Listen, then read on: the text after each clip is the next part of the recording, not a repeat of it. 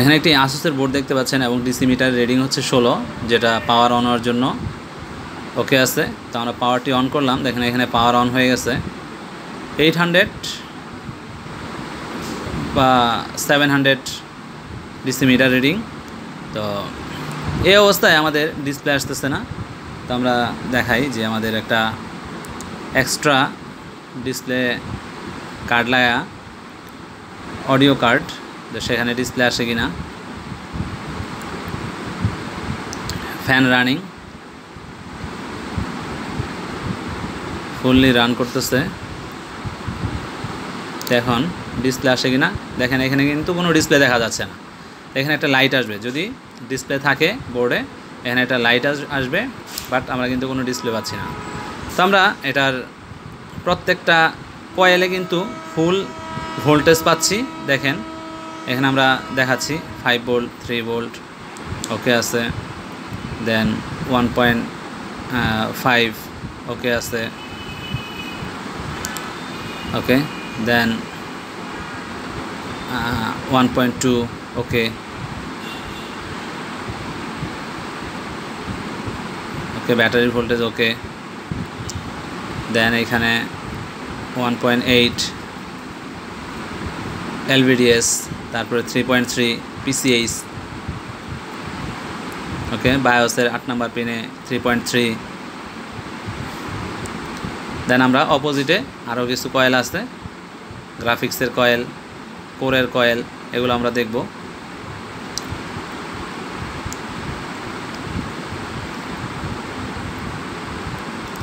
ওকে, আমাদের র্যাম লাগানো নাই, তারপরেও কিন্তু আমাদের ভোল্টেজ কিন্তু সবগুলাই আছে। তো অবশ্যই এখন ডিসপ্লে নাও আসার কথা। তারপরে আমরা র্যাম লাগাইও দেখব, র্যাম লাগাইও দেখছি, বাট আমাদের ডিসপ্লে কিন্তু আসে না। কিন্তু এমনি ভোল্টেজ, অল ভোল্টেজ ওকে আছে। ওকে,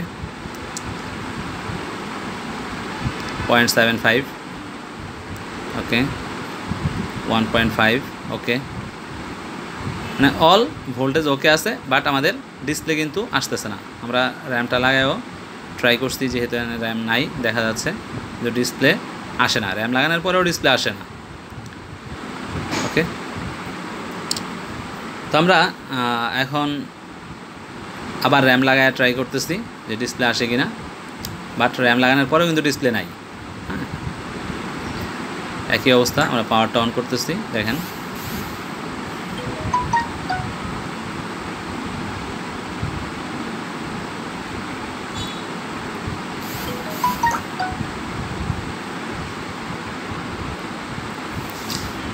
পাওয়ার আসছে। দেখেন অ্যাম্পিয়ারই হাই হয় না। ওকে, অ্যাম্পিয়ার তো মিনিমাম 1.3, ডিসপ্লে আসার জন্য 1.3 যাবে, এবং ফুল রেডি হইলে 1000 বা 1.0 ভোল্টেজ আসবে। ওকে, তো এখন দেখেন, এখন কিন্তু অ্যাম্পিয়ারের হাই হয়েছে, 1.3 আসছে, এবং ডিসপ্লেও কিন্তু চলে আসছে।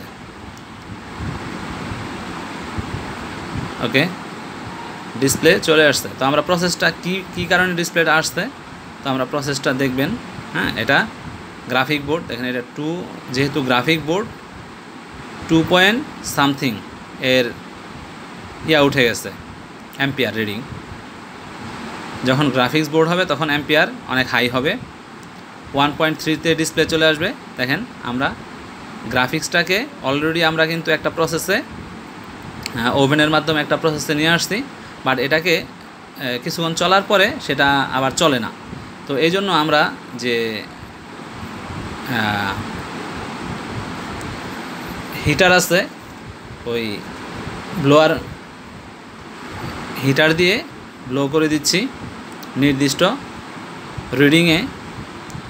তো আমরা কত টেম্পারেচারে এটাকে হিট করতেছি সেটা আমরা এখানে ডিসক্লোজ করতেছি না, এবং ওভেনে আমাদের কত টেম্পারেচার আমরা এটাকে হিট করছি দেখেন।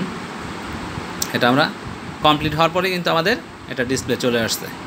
ধন্যবাদ সবাইকে।